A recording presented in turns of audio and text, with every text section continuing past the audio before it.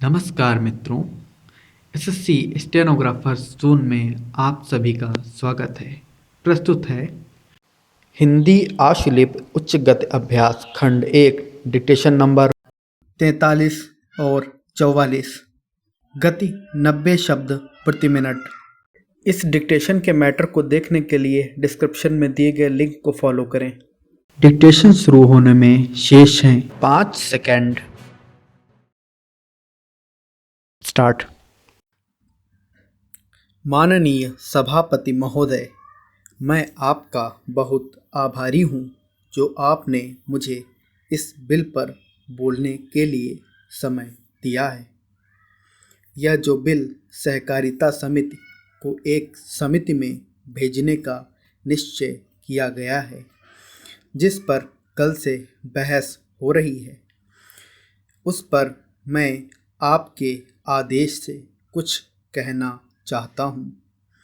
श्रीमान, इस बिल को देखा जाए तो यह समझ में आता है कि यह कोई नया बिल नहीं है, बल्कि जो सन 1912 का कानून है उसी की लाइन पर बनाया गया है और कोई नई बात नहीं रखी गई है।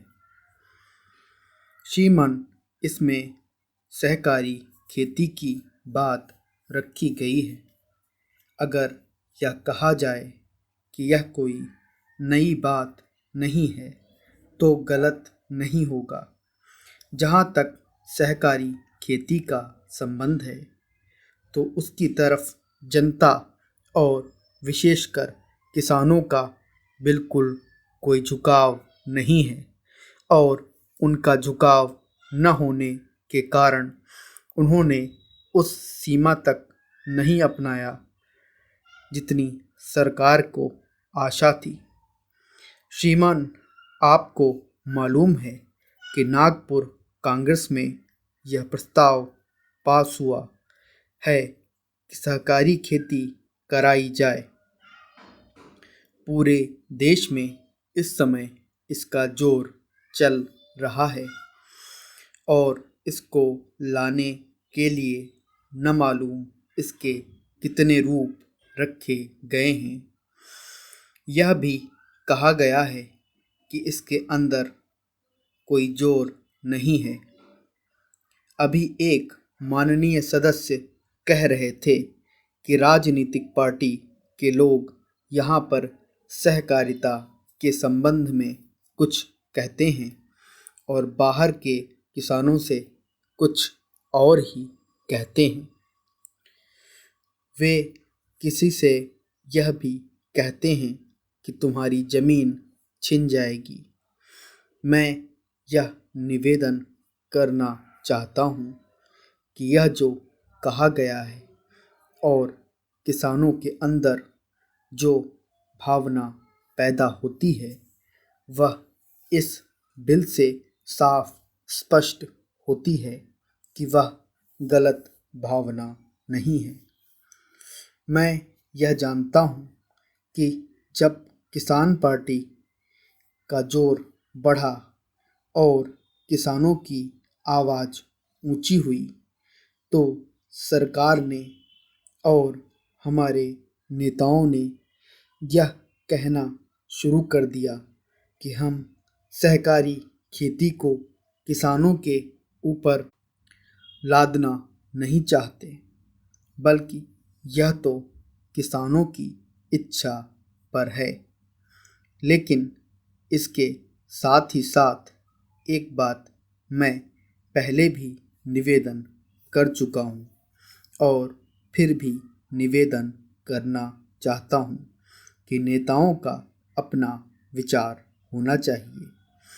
किसी सभा में जब यह कहा गया कि यह जो सहकारी खेती शुरू की गई है क्या तो अंत में सामूहिक खेती की तरफ ले जाएगी। माननीय सभापति महोदय, उन्होंने साफ कह दिया कि अगर सामूहिक खेती होती है तो इसमें भी मुझे कोई आपत्ति नहीं है।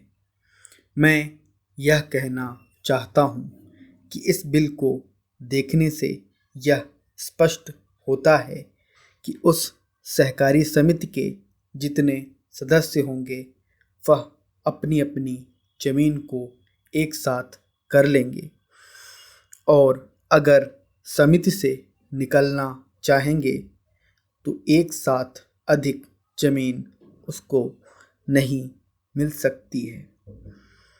इस बिल के संबंध में इस सदन के सरकारी दल वाले लोगों ने और विरोधी दल वाले लोगों ने बहुत सी बातें कही हैं।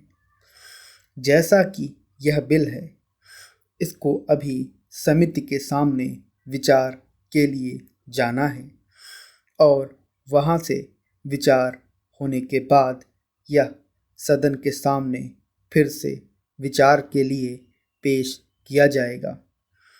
तब माननीय सदस्यों को पूरी तरह से यह अधिकार होगा कि जहाँ तक इसमें दी गई बातों का संबंध है उसमें परिवर्तन ला सकते हैं या उसको हटा सकते हैं।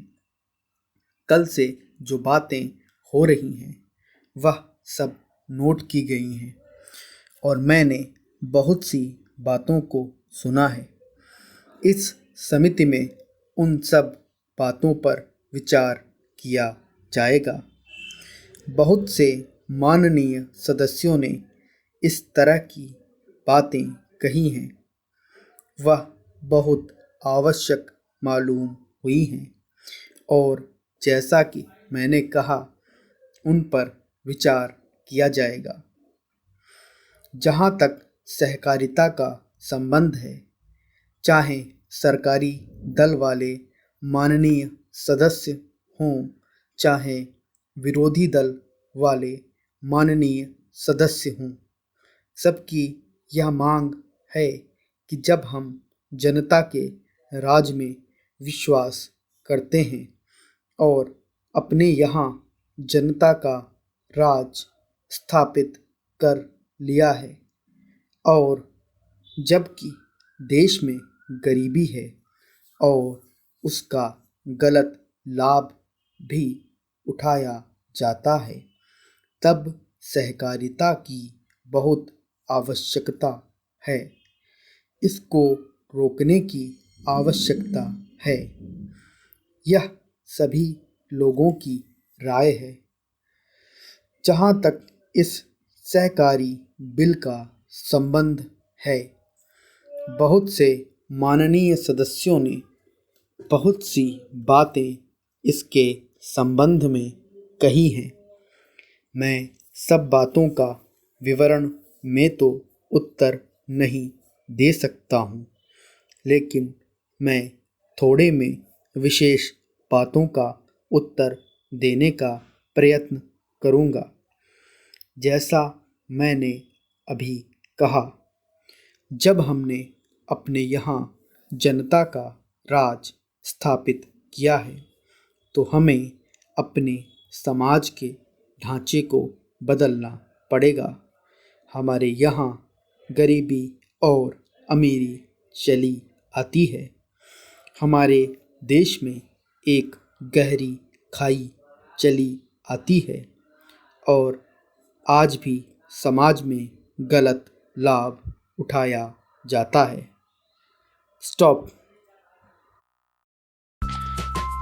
दोस्तों, अगर आपको यह डिक्टेशन पसंद आया तो इस वीडियो को लाइक करें और अपने सुझावों को कमेंट में दें। नए डिक्टेशंस पाने के लिए हमारे चैनल एसएससी स्टेनोग्राफर जोन को सब्सक्राइब ज़रूर करें। इस डिक्टेशन का PDF या टेक्स्ट फाइल प्राप्त करने के लिए वेबसाइट gkword.co.in पर विजिट करें। धन्यवाद।